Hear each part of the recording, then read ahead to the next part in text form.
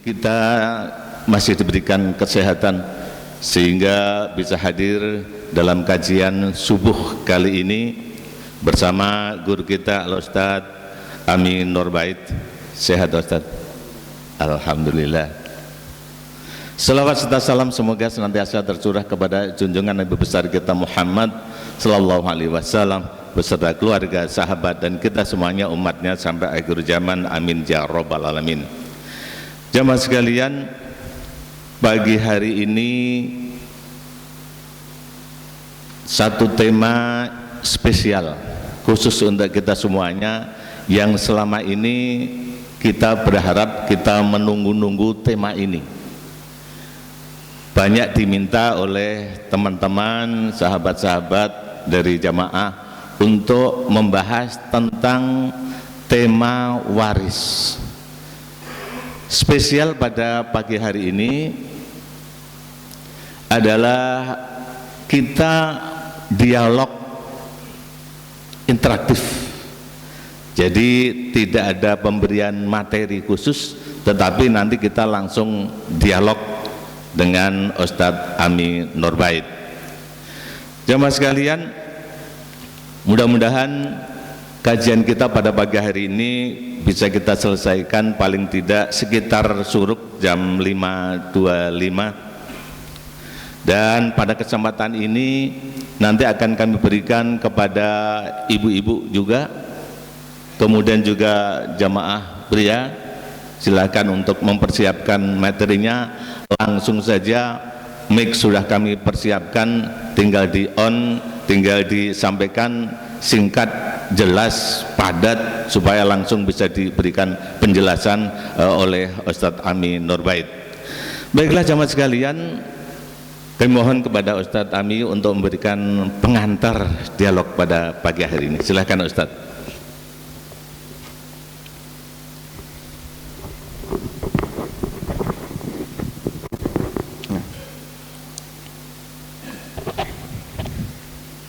Assalamualaikum warahmatullahi wabarakatuh.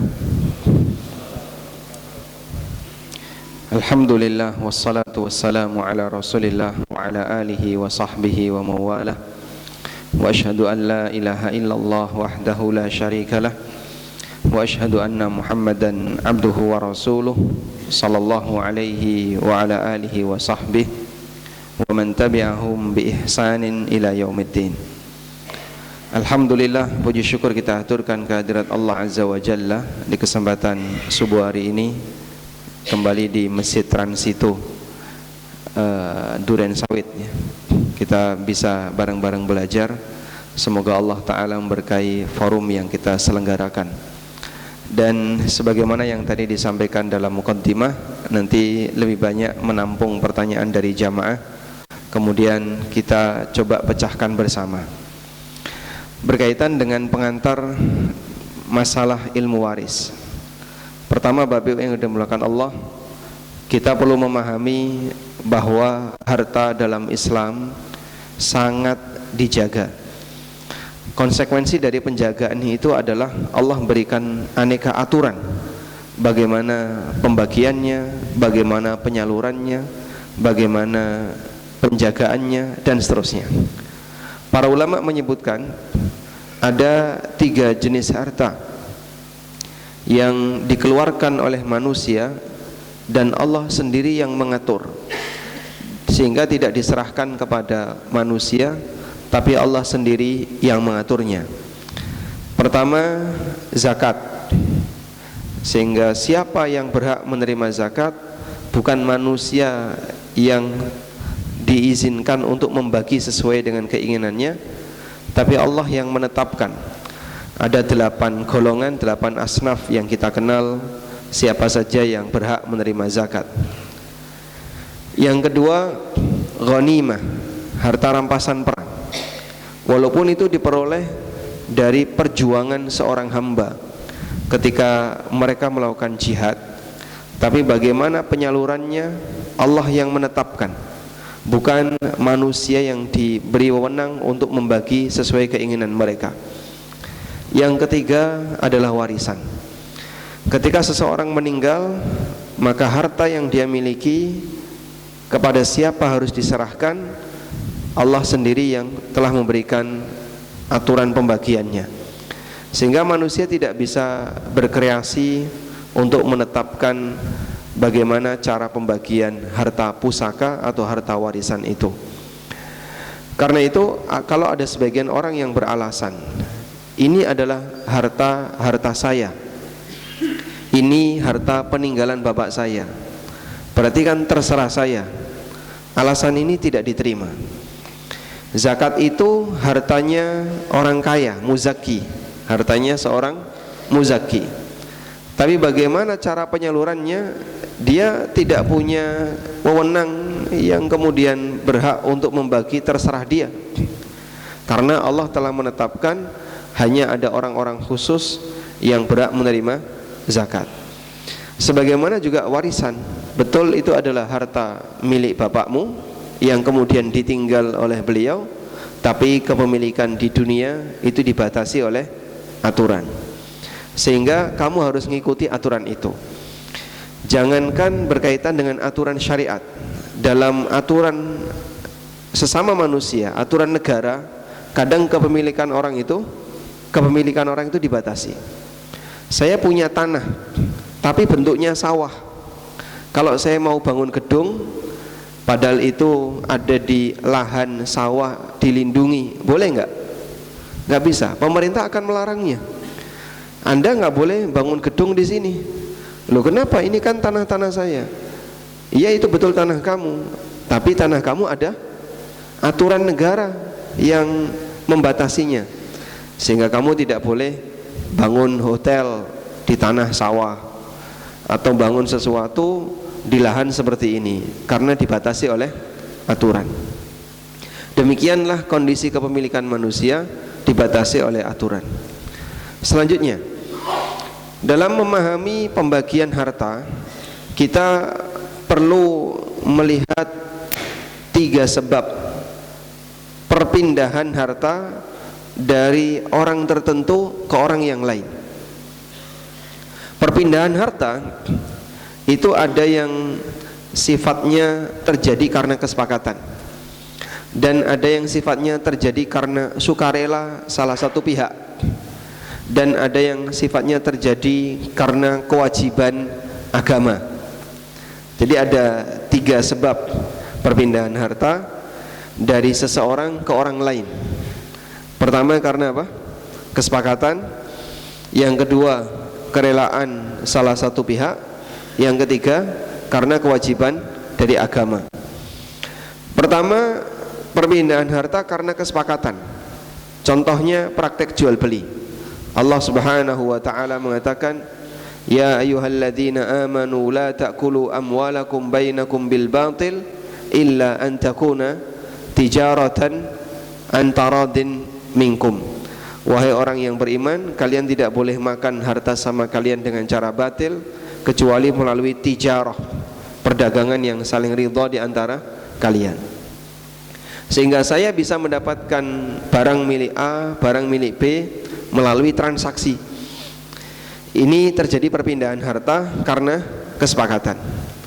Yang kedua, perpindahan harta yang sifatnya sukarela, dan syariat memberikan motivasi.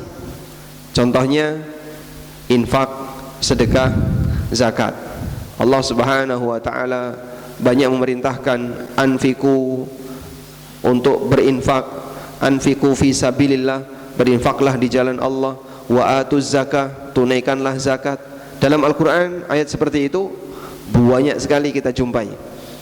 Dan ini sifatnya sukarela. Karena sifatnya sukarela, maka kembali kepada kerelaan orang yang memberi tanpa harus menunggu kesepakatan orang yang menerima. Sehingga orang bayar zakat, ngasih sedekah, ngasih infak kepada orang lain tidak harus minta izin kepada penerima. Yang ketiga, ada proses perpindahan harta yang diwajibkan oleh syariat. Contohnya apa, Pak? Contohnya nafkah.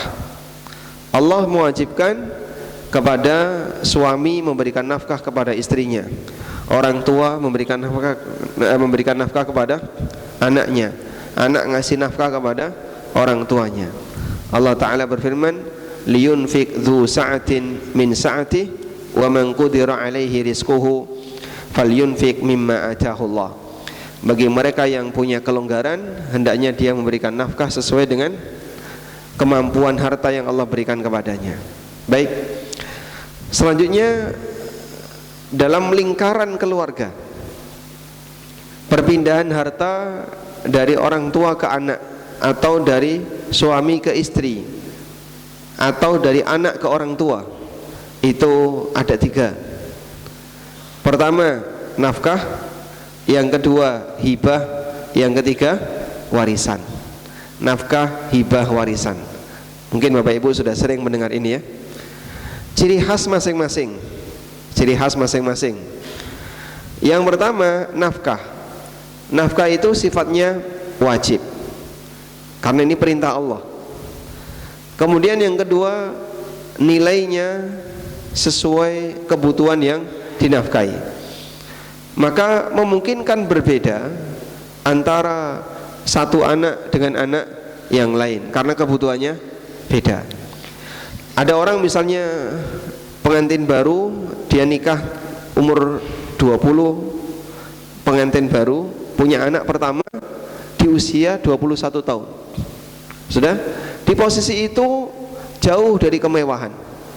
Misalnya pengantin baru tahun 90, anak ini dinafkahi di tahun 90.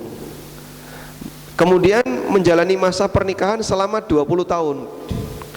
Berarti anak terakhir lahir tahun berapa?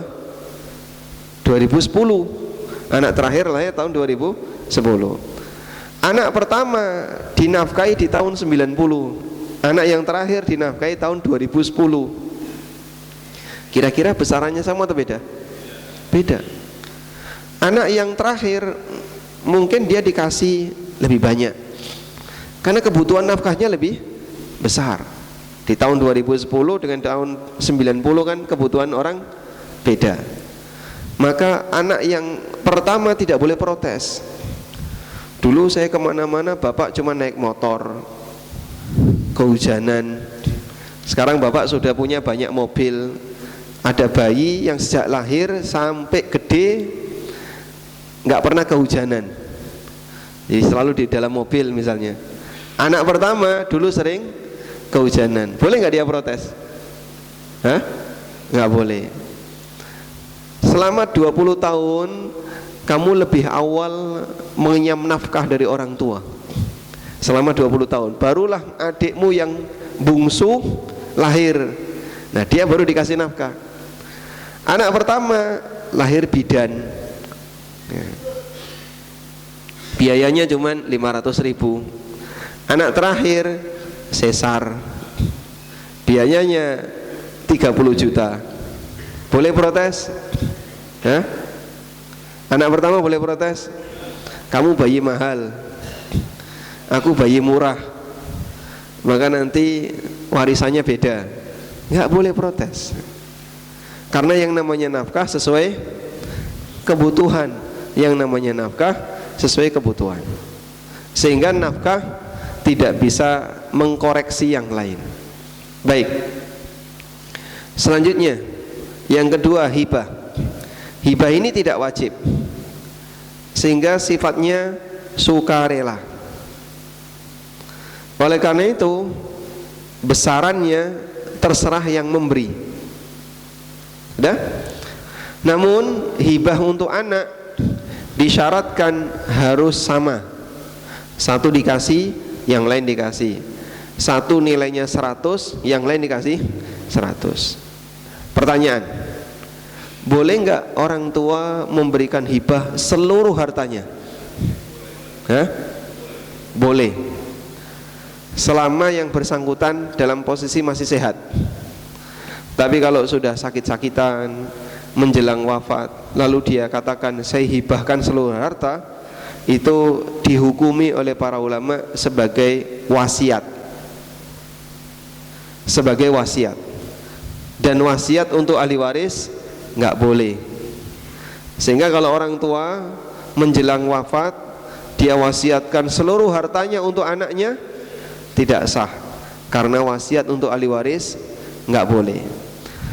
Tapi kalau masih sehat ya, masih bisa datang ke masjid, sholat 5 waktu dengan kondisi nyaman, masih mikir A, mikir B, masih mikir dunia, berarti masih sehat. Nah, yang seperti ini ketika menghibahkan seluruh hartanya boleh dan sah.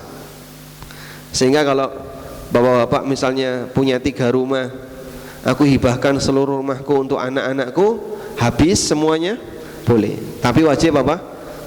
Sama. Nah, selanjutnya ini orang tua nggak punya rumah karena rumahnya sudah dihibahkan, lalu dia nebeng ikut anaknya karena semuanya sudah diserahkan, sudah.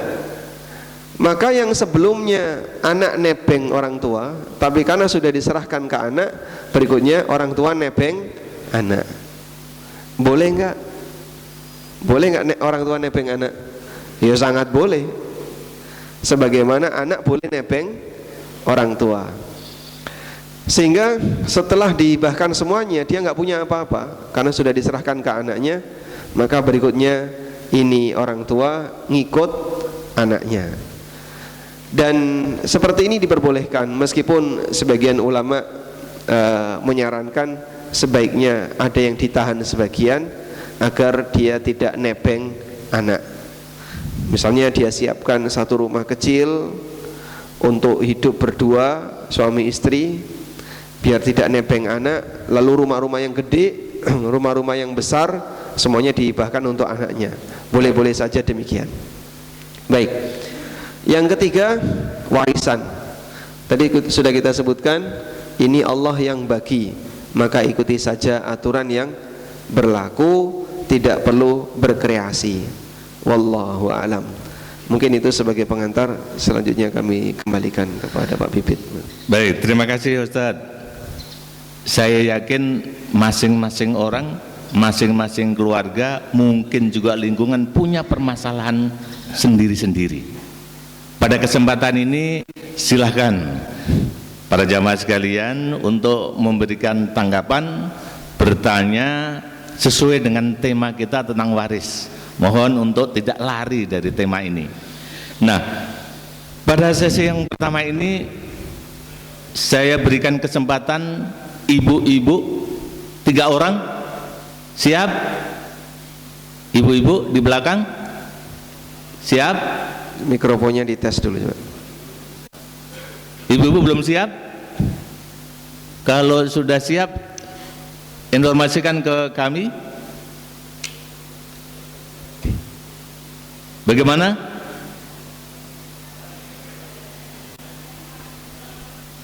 Tolong mic-nya di-on-kan. Ada yang menjawab dulu. Sampaikan dulu. Diberikan kesempatan yang cukup luas untuk ibu-ibu.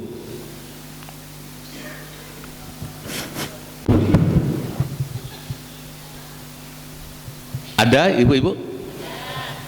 Ada? Silahkan, langsung saja. Penanya nomor 1, kalau tidak keberatan sebut namanya. Silahkan Ibu. Assalamualaikum warahmatullahi wabarakatuh, Ustaz. Waalaikumsalam warahmatullahi wabarakatuh. Nama saya Ummu Adam. Ustaz, saya mau nanya, itu apa? Sebelum dulu kan orang tua nggak tahu ya, jadi bapak meninggal duluan. Bapak meninggal duluan, ada anak semuanya 5 orang, jadi perempuan 1, 4 laki-laki, Ustaz. Nah, sebelum dulu sebelum bapak meninggal itu tidak memberikan, walaupun memberikan wasiat maupun hibah. Jadi setelah meninggal sebetulnya itu rumah, tanah, pekarangan itu semuanya, sawah itu semua milik bapak itu, Ustaz. Jadi emang ibu tuh nggak punya apa-apa, yang semuanya milik bapak. Qadarullah setelah meninggal, jadi kita tuh anaknya tuh juga dulu nggak tahu apa-apa gitu, Ustaz. Tapi karena itu semua milik bapak, terus bapak tidak tidak memberikan pesan apapun, akhirnya ibu itu menyerahkan rumah hasilnya untuk anak perempuan. Terus yang sawah, tanah, sebidang tanah, terus yang lainnya itu udah dibagi-bagi. Tapi anak yang bungsu itu kan karena dulu masih kecil, jadi tidak beri apapun, cuman dikuliahkan sama anak-anaknya, sama kakak-kakaknya gitu Ustaz. Terus sampai sekarang itu, jadi yang kita menjadi pikiran itu, apakah yang dibagi-bagi sama ibu saya itu diperbolehkan gitu Ustaz. Masalahnya yang rumah aslinya itu hanya untuk anak perempuannya aja. Jadi yang semuanya udah dibagi-bagi sama yang lainnya, yang laki-laki gitu Ustaz. Pertanyaannya adalah yang anak bungsu itu gimana Ustaz hukumnya? Anak bungsu belum dikasih apapun ya? Iya, cuma dikuliahkan aja sampai selesai sama kakak-kakaknya. Baik. Mungkin sudah ditangkap ya Ustaz ya? Sudah ditangkap pertanyaannya. Baik. Bongge, langsung saja silakan Ustaz. Jazakumullah khairan. Assalamualaikum warahmatullahi wabarakatuh. Waalaikumsalam warahmatullahi wabarakatuh. Baik, jadi seperti yang tadi kita sampaikan bahwa hibah itu wajib diberikan secara merata. Satu dikasih, yang lain juga wajib dikasih. Karena itu tidak memandang usia, baik yang anak yang pertama maupun sampai anak yang terakhir. Sehingga kalau anak 1, 2, 3 dikasih, anak yang 4 dan 5 karena masih kecil nggak dikasih, ya ini kezaliman.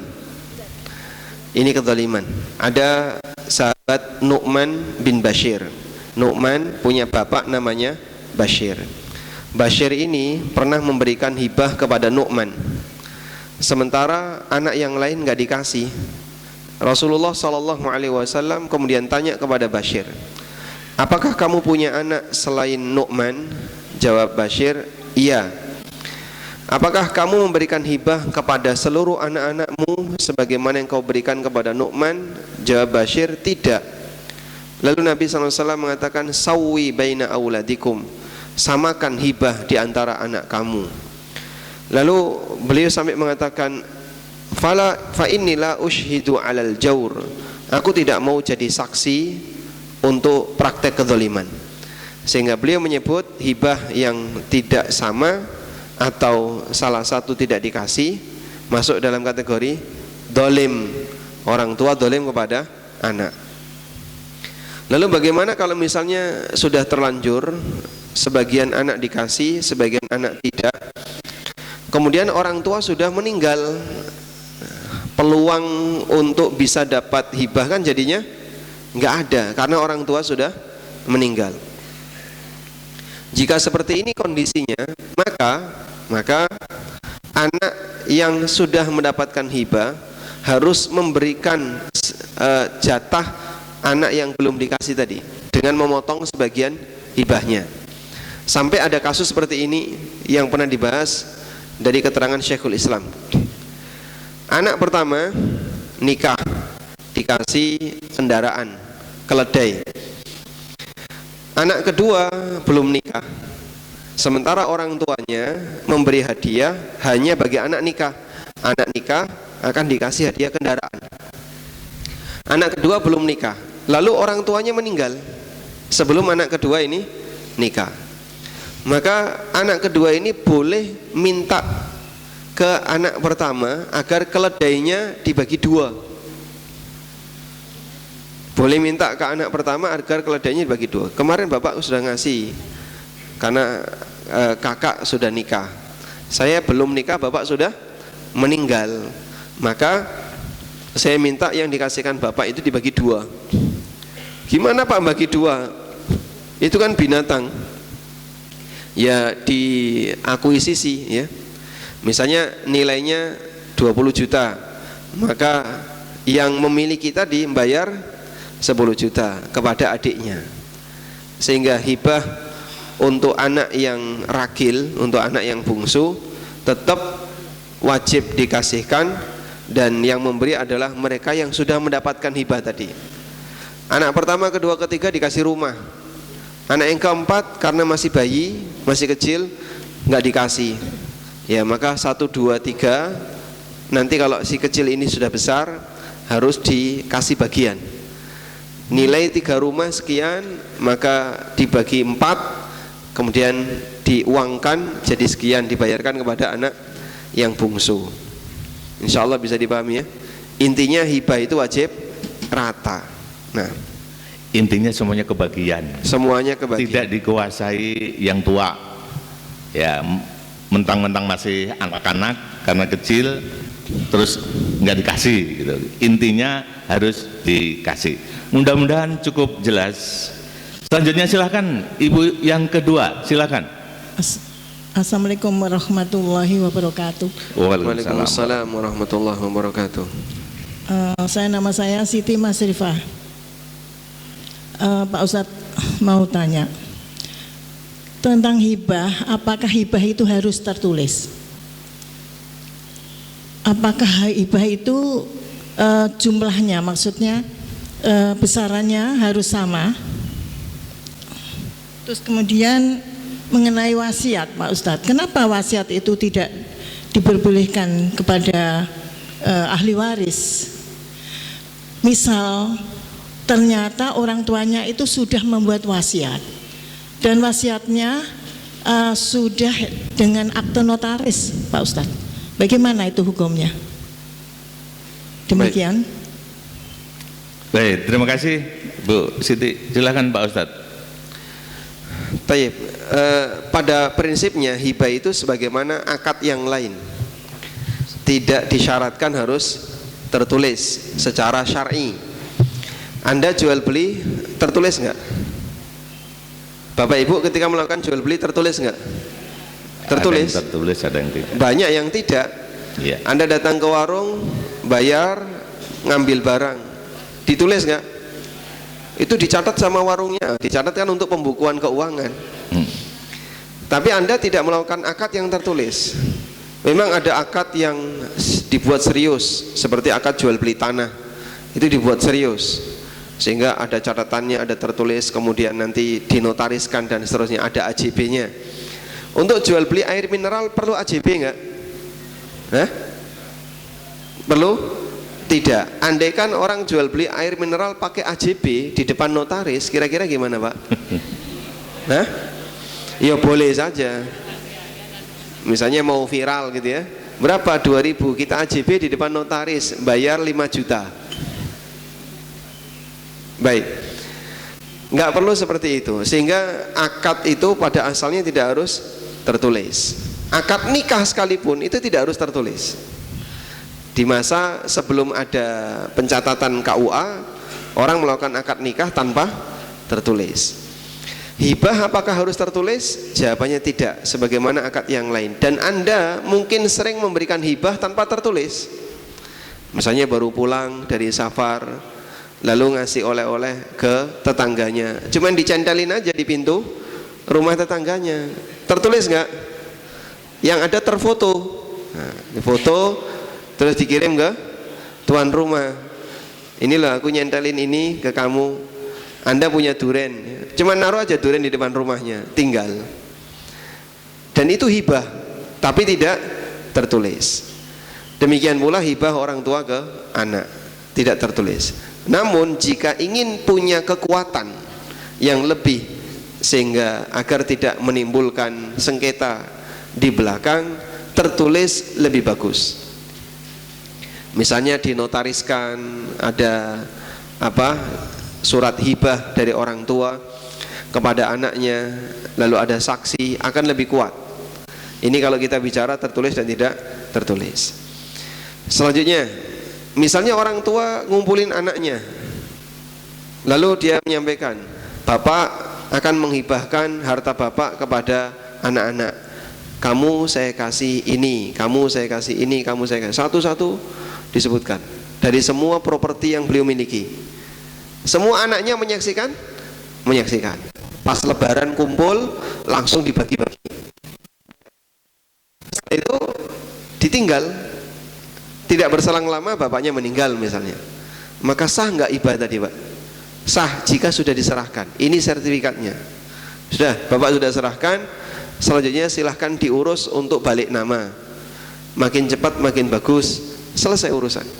Sudah diserahkan, maka hibah itu sah. Sudah. Selanjutnya, kenapa jumlahnya harus sama? Ya, aturan hibah demikian.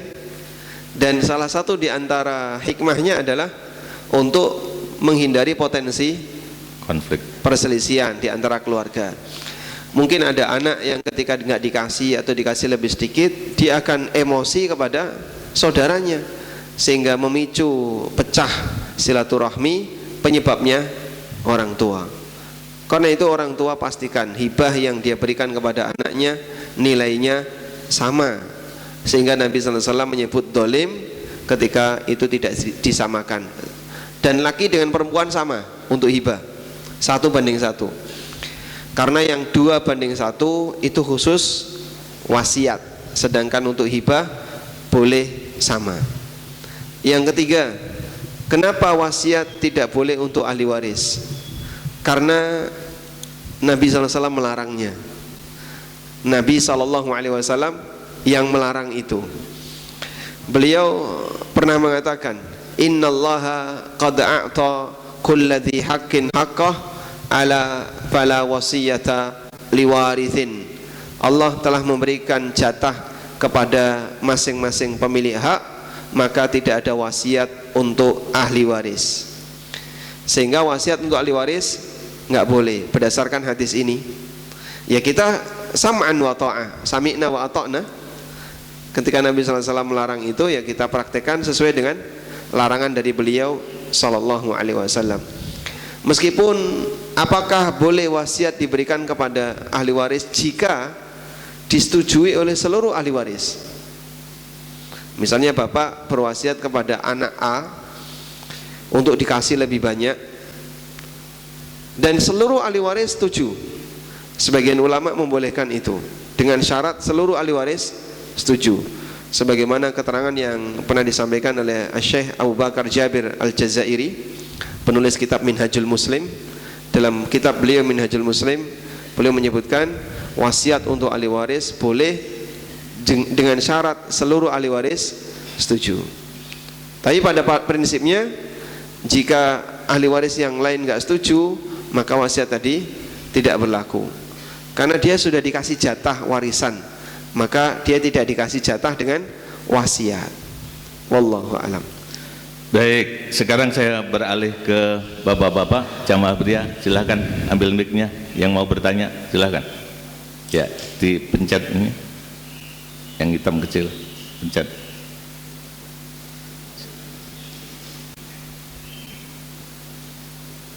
Sini mas.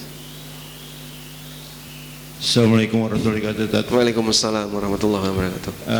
Anda mau bertanya, namanya Abu Iklimah. Ini ada pernikahan antara seorang janda yang tidak mempunyai anak dengan duda yang mempunyai 2 anak laki-laki. Qadarullah di perjalanan dalam sekitar 2 tahun si laki ini meninggal dunia. Dudanya meninggal dunia. Dudanya meninggal dunia. Pertanyaan dalam proses pernikahan mereka itu, mereka telah meminjamkan uang kepada salah satu saudara si janda, uang. Dalam uang itu tidak diketahui pemiliknya, apakah itu pemilik uang itu milik janda itu atau duda itu. Pertanyaan yang pertama, hukum pembagian waris khusus kepada janda itu bagaimana? Yang kedua, keluarga si janda itu yang meminjam uang itu memulangkannya apakah boleh ke janda itu ataukah kepada anak-anak si duda yang alhamdulillahnya anak-anak itu sudah orang-orang dewasa semua. Itu ya, syukran jazakallahu khair. Assalamualaikum warahmatullahi wabarakatuh. Waalaikumsalam warahmatullahi wabarakatuh. Silakan Ustaz, langsung saja. Janda ini masih hidup? Jandanya ini masih Jandanya hidup. masih hidup. Masih hidup. Jadi beliau tahu data dan sejarahnya ya. Baik. Pertama berkaitan dengan jatah warisan istri. Janda ini kan berarti statusnya istri. Dudanya meninggal, jandanya masih hidup. Berarti yang bersangkutan dapat berapa? 1/8. Kenapa? Mayit punya anak. Karena mayit punya anak. Loh, tapi kan dia nikah dengan janda itu gak punya anak. Nah, dia kan punya anak dari istri sebelumnya. Maka karena mayit punya anak, baik anak dari istri pertama, istri kedua maupun istri yang lain, maka maka si istri yang ditinggal mati oleh suaminya dapat 1/8. Baik, janda ini dapat jatah 1/8. Selanjutnya, ada kasus utang piutang yang diberikan kepada saudara si janda tadi. Lalu bagaimana penyelesaiannya? Pertanyaan dari awal adalah, itu duit siapa? Karena tadi disebutkan nggak jelas duitnya siapa. Nah, mumpung janda ini masih hidup, dia sebagai saksi sejarah, sampaikan, itu duitnya siapa? Duit kamu atau duit suamimu? Kalau itu duit dia, ya berarti pengembaliannya ke janda dan tidak dihitung waris. Sebab ini bukan harta mayit, tapi hartanya janda, sehingga tidak masuk perhitungan waris. Tapi kalau itu duitnya si duda, berarti piutang itu jadi warisan. Maka pengembalian yang dilakukan oleh saudara harus dikembalikan ke mereka bertiga, janda dan 2 anak duda. Sudah? Lalu dibagi seperti perhitungan waris. Nanti yang janda dapat 1/8, sisanya yang 7/8 dikasihkan ke anak-anaknya duda, dibagi 2. Begitu Pak. Baik, jelas Pak. Ya, baik, penanya kedua, silahkan. Insyaallah. Ini dinyalain lagi ya. Penguasa mikrofon ini yang berhak ya. Seorang ibu hanya mempunyai 3 anak perempuan, tidak punya anak laki. Ya. Ada suami dan saudara kandung dari ibu. Ada? Saudara kandung dari si ibu. Oke. Apakah Suaminya ada? Suami ada. Apakah saudara kandung dari si ibu mendapat warisan juga? Saudara kandungnya laki atau perempuan? Laki ada, perempuan ada. Baik. Baik, dari data yang tadi Bapak sampaikan, anak perempuannya 3 ya Pak. Anak perempuan 2 ke atas itu dapat jatah warisan 2/3. Begitu? Sementara suami dapat jatah 1/4. Suami dapat jatah 1/4. 1/3, 2/3 untuk siapa? Anak perempuan. Suaminya untuk dapat jatah 1/4. Kenapa? Karena mayit punya anak. Masih ada sisa enggak? Masih ada sisa enggak? 1/3 dikurangi 1/4 itu berapa? 1/12. Hah? 1/3 dikurangi 1/4, 12 berapa? 4 minus 3, 1/12 ya. 1/12 dikasihkan ke saudara-saudara ibu, saudara mayit tadi, dengan perbandingan 2/1. Dengan perbandingan 2/1. Begini Pak. Sehingga nilai akhir 2/3 untuk seluruh anak perempuan dibagi 3. Lalu yang 1/4 untuk suami, yang 1/12 untuk anak-anak, untuk saudara-saudara mayit, dibagi 2/1. Saudara yang laki-laki dapat 2, saudara perempuan dapat 1. Begitu. Silakan. Terima kasih. Assalamualaikum warahmatullahi wabarakatuh. Ini kasus keluarga saya Pak, bahwa adik saya perempuan meninggal. Adik saya perempuan meninggal tidak punya anak. Tidak punya anak? Punya suami. Punya suami. Suaminya masih hidup. Kemudian saudara adik saya tadi, saudaranya 4, 2 laki, 2 perempuan. 2 laki, 2 perempuan. Jadi semuanya 5 ya teman, termasuk yang almarhumah. Kemudian yang satu perempuan tadi Kristen Nasrani. Saudara ada yang Nasrani. Kan dua laki, dua perempuan. Yang dua laki itu hidup, masih hidup. Ya. Yang perempuan satu Kristen. Satu perempuan itu Muslim tapi sudah meninggal. Punya anak dua laki. Siap. Nah, kemudian pertama pembagian warisnya. Ya. Cukup. Pertanyaan satu itu. Satu. Yang kedua hubungannya dengan ini. Setelah suaminya, karena yang ngurus, yang semua mengetahui harta warisan suami. Ya. Kami keluarga enggak tahu. Nah, di antaranya mengurus tabungan. Dia punya tabungan, yang almarhumah tadi. Suaminya yang mengurus. Nah, setelah diurus ternyata dari pihak kelurahan maupun dari pihak bank itu mensyaratkan bahwa harus dibuat surat pernyataan semua ahli waris termasuk yang Kristen sama keponakan yang tadi yang telah meninggal tadi harus tanda tangan sebagai ahli waris, baru bisa diproses pencairan uang. Padahal menurut saya, pertanyaan saya yang satu tadi, bagaimana pembagian waris Pak? Yang satu tadi. Yang kedua, apakah syarat ini bisa kita ikuti tidak? Syarat semua ahli waris harus tanda tangan.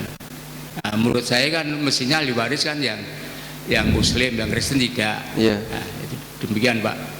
Baik. Deh, ditangkap, silakan. Baik. Insya Allah tidak perlu saya ulang ya datanya. Suami dapat berapa? Karena nggak punya anak. Setengah, ya. Berarti setengahnya ke siapa? Saudara. Karena saudaranya ada 4 tadi ya. 1 sudah meninggal. Ya, tentu saja nggak dapat karena sudah meninggal. Yang kedua, dia tertutup dengan saudara laki-laki yang masih hidup. Saudara perempuan punya anak. Andaikan tidak ada saudara laki-laki, ini pun nggak dapat karena statusnya dzawil arham. Statusnya dzawil arham. Dzawil arham itu keluarga mayit yang punya hubungan dengan mayit melalui jalur wanita. Keponakan ibunya kan saudara perempuan tadi ya. Keponakan seorang perempuan mayit. Nah, dia nyambung ke mayit melalui jalur wanita. Namanya dzawil arham. Maka dia nggak dapat. Dah?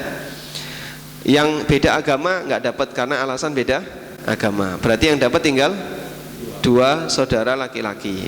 Sehingga yang setengah dibagi 2, seperempat, selesai. Sudah? Nah sekarang pencairan tabungan tadi, pihak bank dan pihak kelurahan ya mensyaratkan ada tanda tangan seluruh anggota keluarga. Mereka sebut ahli waris. Apakah seperti itu diperbolehkan? Bagi mereka itu hanya persyaratan administrasi, sehingga mereka tidak akan mencairkan kalau tidak ada itu. Ya diikuti saja, hanya sebatas untuk persyaratan administrasi. Sehingga setelah itu dicairkan, nanti pembagiannya tetap sesuai dengan pembagian syar'i yang tadi sudah kita sebutkan. Nah yang sensitif saudara perempuan ini, dia kalau nggak dikasih kira-kira gimana? Nyantet nggak? Teken. Nah kira-kira kalau dia nggak dikasih gimana? Berantem nggak? Nah, alhamdulillah. Sebelum tanda tangan. Dia tahu. Tapi dia mau tanda tangan kalau dikasih. Berarti disogok dulu. Baik. Sebagai solusi begini ya. Karena dia beda agama, apalagi dia sudah tahu. Baik, nanti kamu saya kasih. Jadi statusnya hibah dari saudara laki-laki. 2 saudara laki-laki tadi menghibahkan, nanti kamu saya kasih. Sebagai apa? Hibah dari yang hidup, bukan warisan dari yang mati. Bisa dipahami ya? Nah. Baik, ibu-ibu saya berikan kesempatan lagi untuk ibu-ibu. Silakan, ada dari ibu? Satu lagi Pak Bibit. Ada. Dari silakan ibu. Terima kasih Pak. Assalamualaikum warahmatullahi wabarakatuh. Waalaikumsalam warahmatullahi wabarakatuh. Saya Tanti. Pertanyaannya, jika orang tua laki-laki sudah meninggal dengan satu istri, 3 anak perempuan, 1 anak laki-laki, karena ketidakpahaman sehingga orang tua laki-laki belum meninggalkan wasiat. Saat ini tinggal 1 istri dan 1 anak perempuan. Begitu juga dengan cucu dari anak-anak yang sudah meninggal. Itu bagaimana pembagian yang syar'i, Pak Ustadz? Coba diulang ya.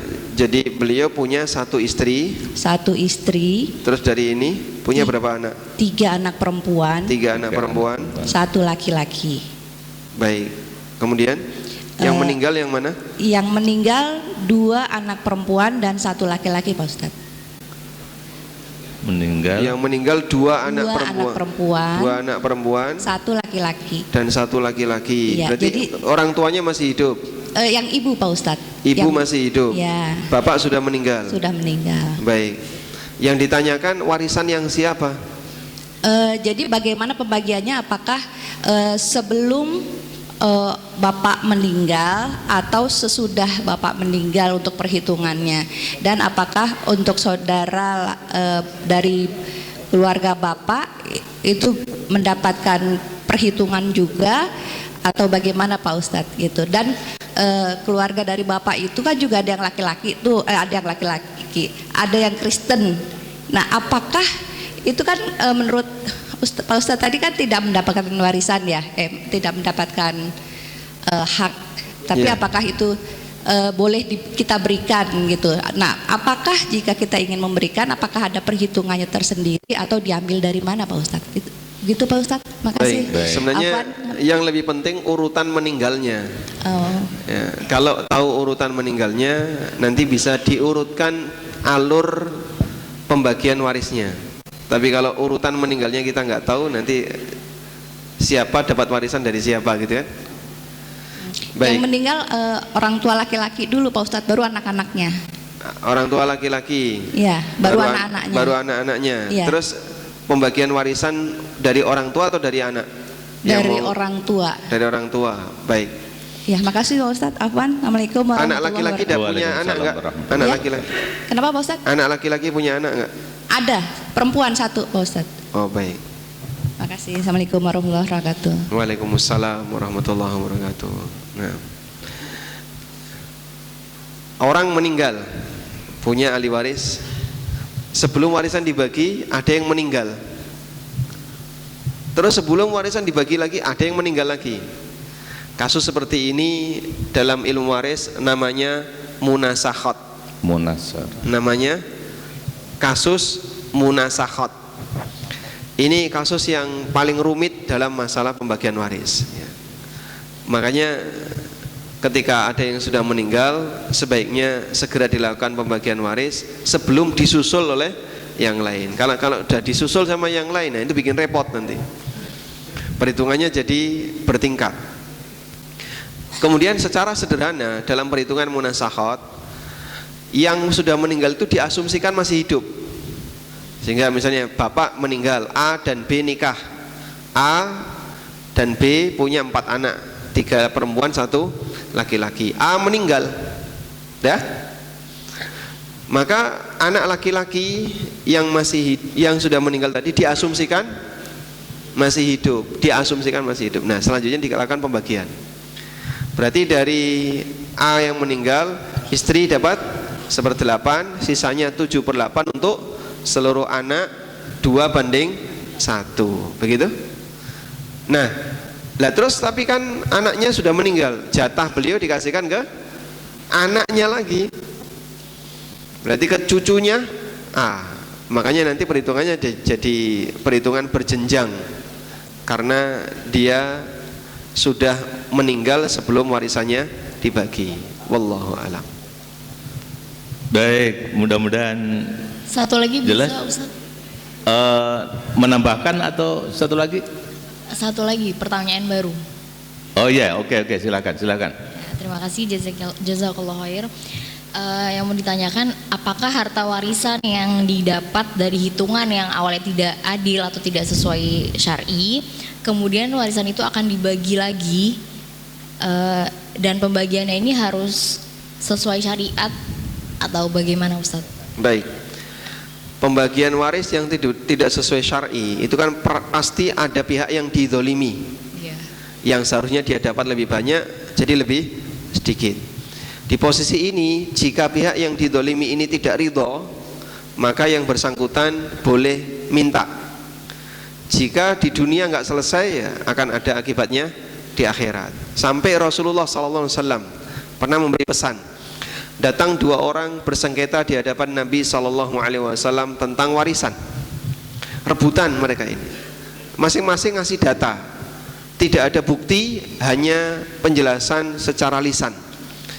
Selesai mereka menjelaskan, lalu Nabi SAW mengatakan, innama ana basyarun wa antum takhtasimuna alayya. Aku manusia biasa, sementara kalian bersengketa di hadapanku. Ketika beliau tidak dapat wahyu, beliau tidak tahu kondisi real yang sebenarnya.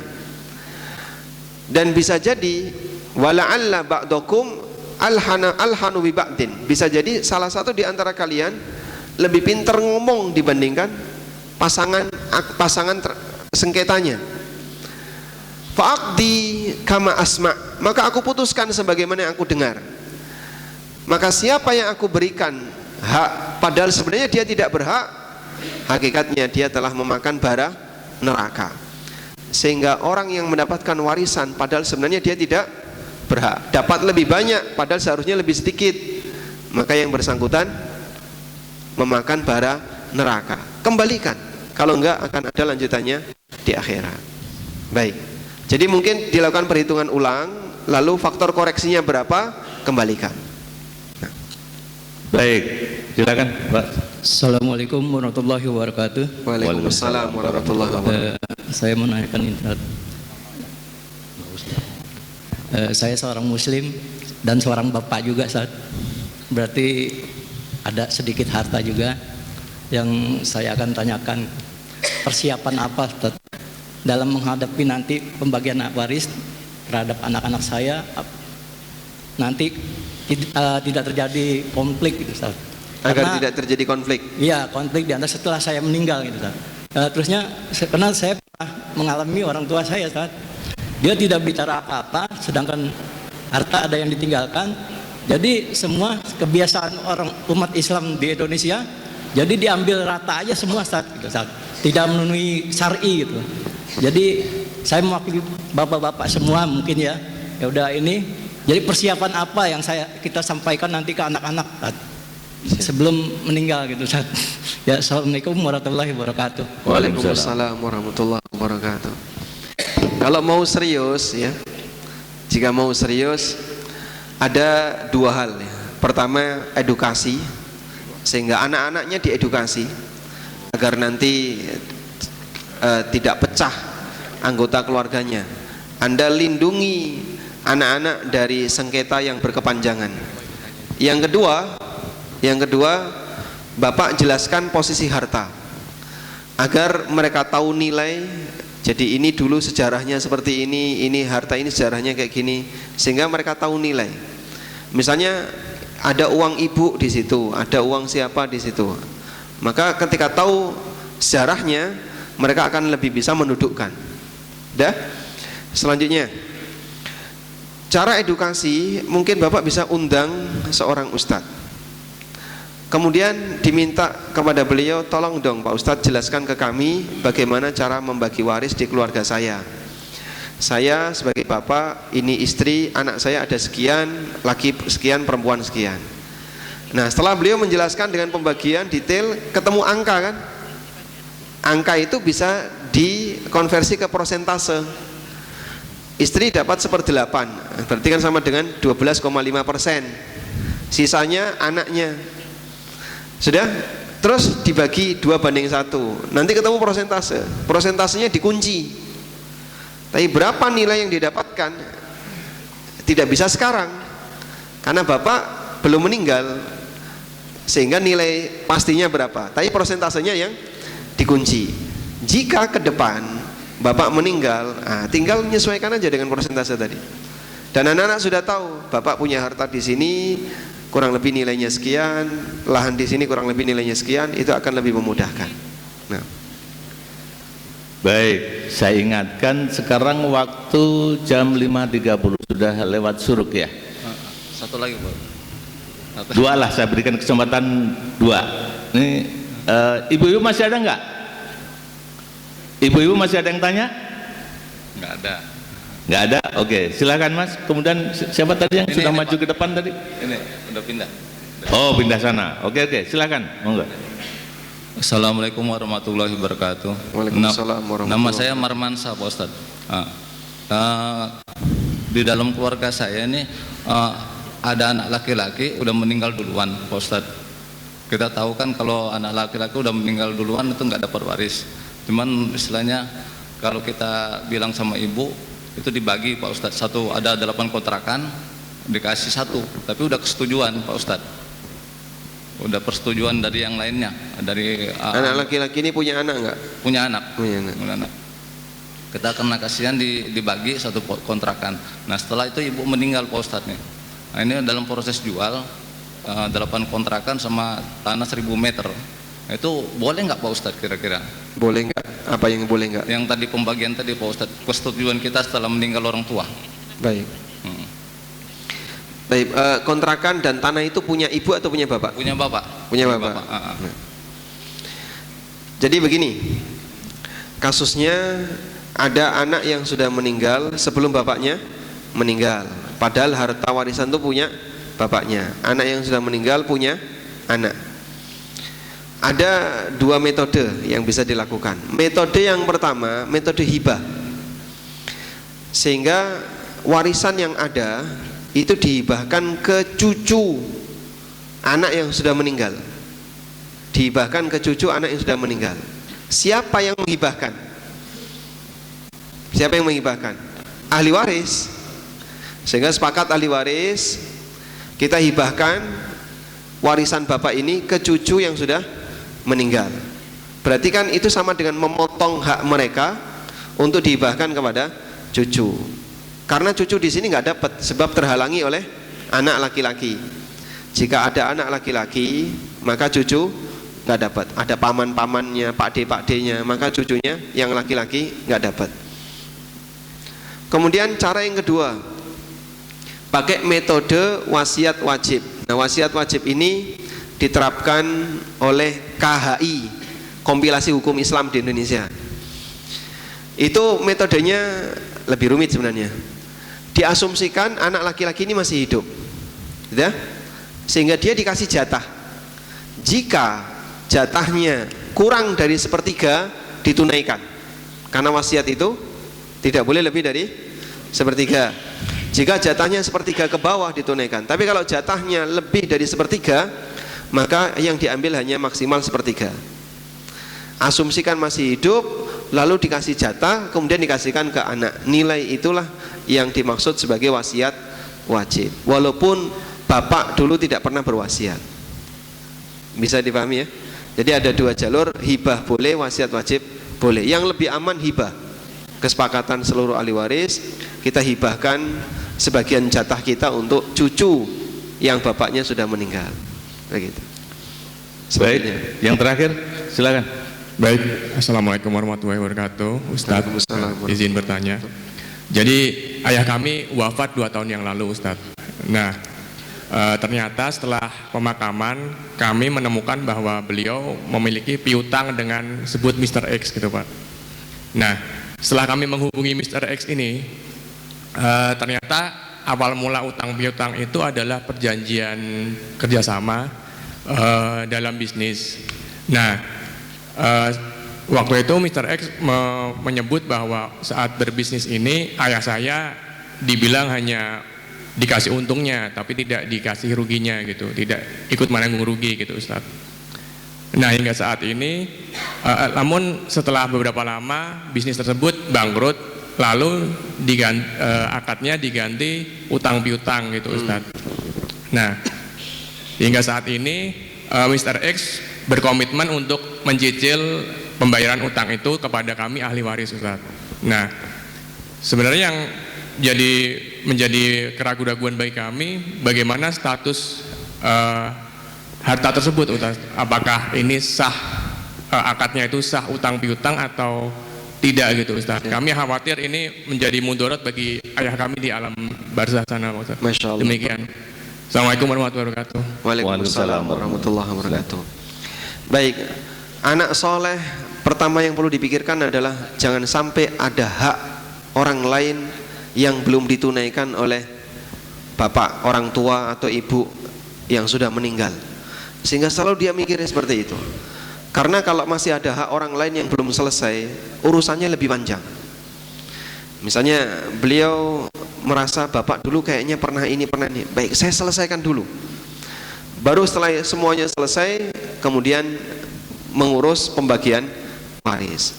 Sehingga jangan sampai ada hak orang lain yang masih nyangkut kepada mayit, selesaikan oleh anaknya. Itulah anak soleh yang sadar akan kondisi bapaknya yang sudah meninggal atau kondisi ibunya yang sudah meninggal. Selanjutnya, yang salah dari praktek tadi adalah kerjasama.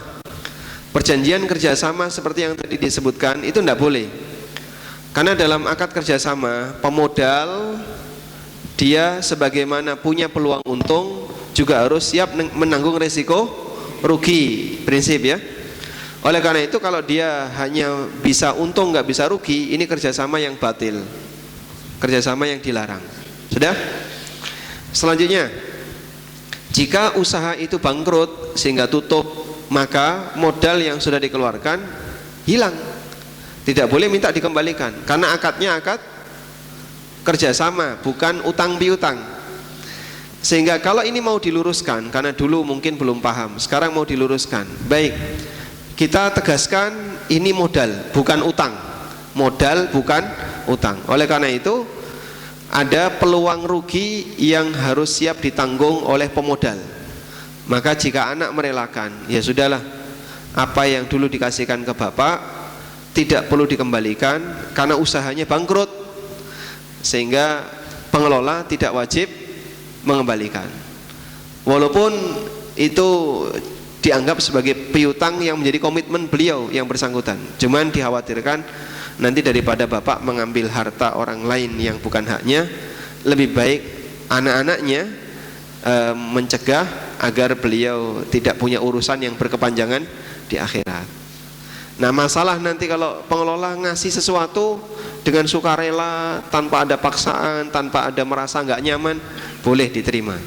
Sifatnya hanya sebatas hadiah atau hibah dari yang bersangkutan untuk keluarga bapak, begitu. Nah. Baik jemaah sekalian, Bapak Ibu, sahabat-sahabatku semuanya, ada beberapa catatan dari saya. Yang pertama, bahwa masalah pembagian waris sangat penting untuk diketahui dan dipahami oleh setiap muslim, karena kita pasti akan mengalami semuanya. Yang kedua, masalah waris memang ini belum masuk hitung-hitungan angka ya Pak Ustadz nih. Coba kalau sudah masuk ke angka, ini harus saya siapkan ini papan tulis whiteboard di sini untuk menghitung ya persisnya seperti apa ya.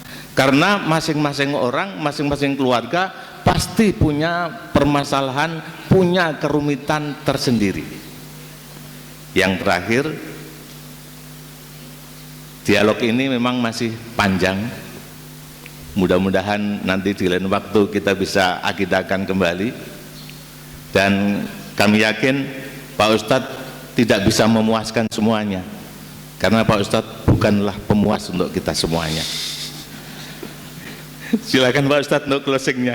Baik, alhamdulillah, semoga kegiatan belajar yang kita lakukan ini diberkahi oleh Allah Ta'ala, berawal dari kesadaran berkaitan dengan masalah harta, sehingga kita mau ngikuti aturan. Semoga ini upaya yang bisa kita lakukan untuk semakin bertakwa kepada Allah. Wassallallahu ala nabiyyina Muhammadin wa ala alihi wa sahbihi wa sallam, wa akhiru da'wana alhamdulillahi rabbil alamin. Subhanakallahumma wa bihamdika asyhadu an la ilaha illa anta astaghfiruka wa atubu ilaik. Wassalamualaikum warahmatullahi wabarakatuh. Sekian, lebih dan kurangnya mohon dimaafkan. Billahi taufiq wal hidayah. Assalamualaikum warahmatullahi wabarakatuh.